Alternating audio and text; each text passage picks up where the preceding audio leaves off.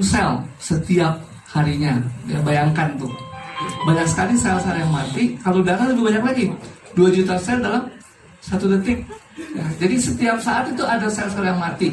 Tapi kemudian kenapa tidak menimbulkan kematian pada tubuh kita secara utuh? Karena terbarukan atau terganti, ya, diregenerasi lagi. Jadi ini adalah hasil penelitian. Nah, untuk dapat bertahan hidup, jadi sebenarnya tubuh punya mekanisme namanya meregenerasi sel-sel tubuh kita. Yaitu kemudian ada sebagian tugas dari sel-sel tubuh yang kemudian membelah diri lagi menjadi sel yang lebih muda, sehingga kemudian sel-sel itu bisa menggantikan sel-sel yang mati tadi. Kalau tidak diregenerasi gimana? Nah, ini yang kejadian. Jadi kalau misalnya sel-sel mulai rusak, ya, nggak diganti, akhirnya jaringannya ada yang rusak. Kalau jaringannya mulai rusak, kemudian makin luas lagi organnya rusak, ya. Kalau masih sel-sel kecil rusak, nggak ketahuan, kita nggak berasa. Tapi kalau sudah mulai besar, jaringannya kena atau organnya rusak, mulai kita berasa, ya. Ada keluhan ini, keluhan itu, dan sebagainya.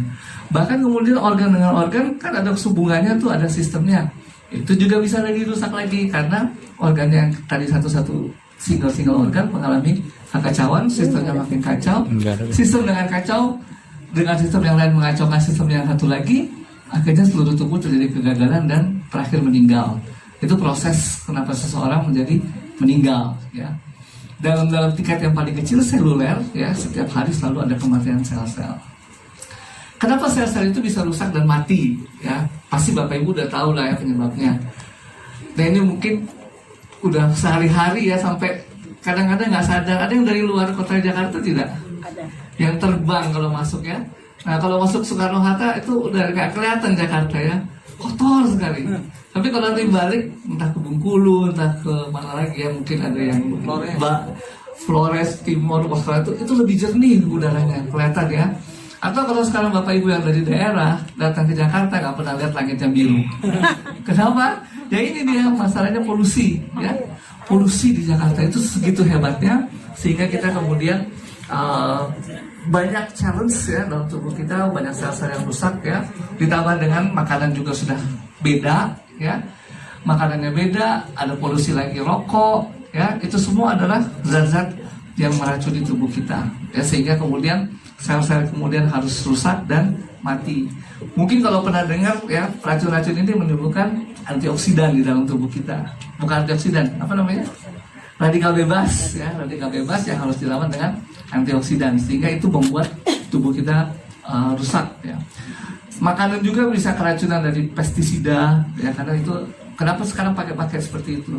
Karena petani mau banyak makanan yang dihasilkan. Begitu banyak orang Indonesia mesti makan, jadi dikasih pestisida, dikasih pupuk, dikasih banyak bahan kimia, dan semua itu ternyata mau nggak mau meracuni tubuh kita karena kita memakannya.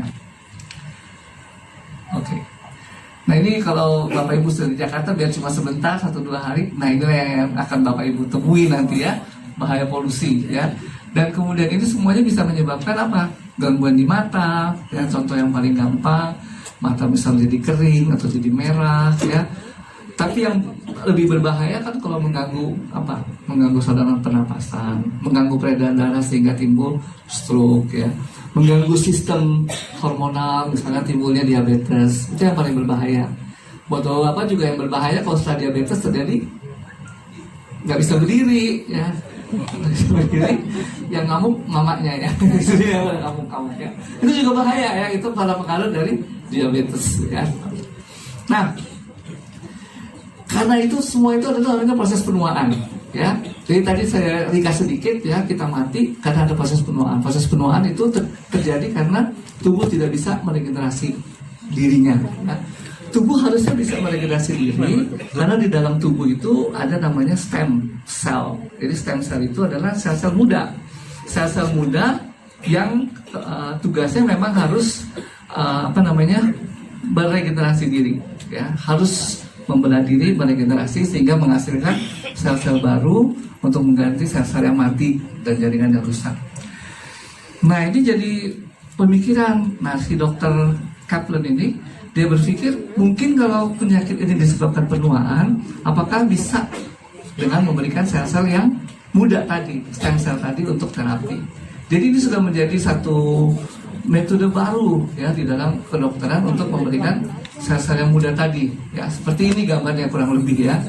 Ini mungkin sudah diproduksi sekali dengan mikroskop elektron ya. Jadi stem cell terapi itu adalah sel-sel muda yang dimasukkan lagi, disuntikan ke dalam organ. Itu stem cell terapi. Nah, ketika sel-sel muda itu disuntikan ke organ, diharapkan ketika dia masuk ke organ tertentu, ke otak, jadi sel-sel otak, ke lutut, biasanya lutut ya sering ini, dia menjadi sel-sel bantalannya lutut ya, yang memproduksi olinya lutut ini ya, itu adalah sel-sel terapi ya. Jadi dia menggantikan jaringan yang rusak sesuai dengan jaringan apa yang dirusak, yang kita harapkan diganti ya. Jadi itu stem cell dan fungsinya diharapkan setelah itu jaringan tergantikan, fungsinya menjadi baik. Nah ini sel-sel muda nggak sembarangan, jadi nggak bisa juga saya terima donor dari siapapun, misalnya saya terima dari bapak gitu ya, nggak bisa. Karena setiap orang punya sel sendiri ternyata ya. Kan nggak pernah lihat dua orang yang sama persis ya meskipun kembar. Ya, kadang-kadang kembar sendiri, kadang-kadang kita juga nggak bisa selalu terima sel dari saudaranya. Ya, jadi emang sel kita sendiri yang diambil. Kebanyakan itu sel kita sendiri diambil, lalu harus dibiarkan, dicari, nah baru kemudian itu disuntikan ke organ yang rusak tadi. Ya. Nah ini contohnya ya, kalau mau lihat gampangnya ini ya, stem cell itu adalah yang bulat ini, ya, yang bulat. Ya. Kan asalnya kita bulat ya. Kalau tahu ini kita cuma asalnya dari sel telur, bentuknya bulat.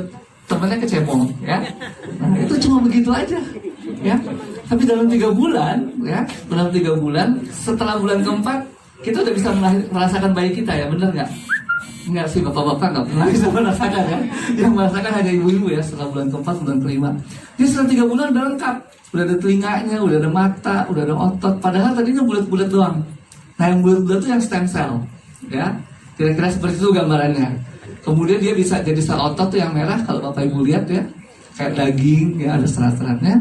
Atau yang di bawah itu sel saraf ya, sel saraf tuh yang warna biru merah di bawahnya itu.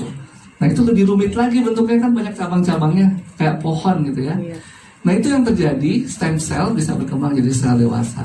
Jadi yang disuntik yang bulat-bulat diharapkan nanti disuntik di otak jadi sel otak, disuntik di lutut jadi sel-sel lutut dan sebagainya, untuk menggantikan jaringan yang rusak. Nah, ini sebenarnya stem cell kita punya cadangan ya. Jadi bukan berarti setelah dewasa, setelah 9 bulan kita lahir udah lengkap semuanya nggak punya cadangan. Jadi tubuh kita tetap punya cadangan stem cell. Kenapa? Karena memang kita kan hidup sampai 70 tahun mungkin 60 tahun. Kalau nggak bisa meregenerasi, mati muda dong ya. Tapi kenyataannya nggak mati muda karena tubuh kita punya stem cell sendiri ya. Cuma kebanyakan setelah umur 18 tahun pensiun ya. Kalau bapak ibu pensiunnya umur 70, 60 tahun, tapi yang ini 18 tahun kebanyakan ya. Bukan berarti semua sel akan itu, sel-sel darah tetap produksi terus ya. Tapi kalau sel-sel misalnya pertumbuhan ya, ada yang tambah tinggi setelah umur 20 tahun. Nggak ada ya, itu nggak pensiun tuh sel-sel pertumbuhannya ya. Paling pertumbuhannya ke samping ya. Itu yang paling banyak. Nah, jadi kebanyakan udah pensiun sehingga kemudian ketika terjadi kerusakan nggak bisa diperbaiki, timbullah penyakit-penyakit tadi ya, stroke, jantung koroner dan sebagainya, sehingga kemudian berakhir pada kelumpuhan dan kematian ya.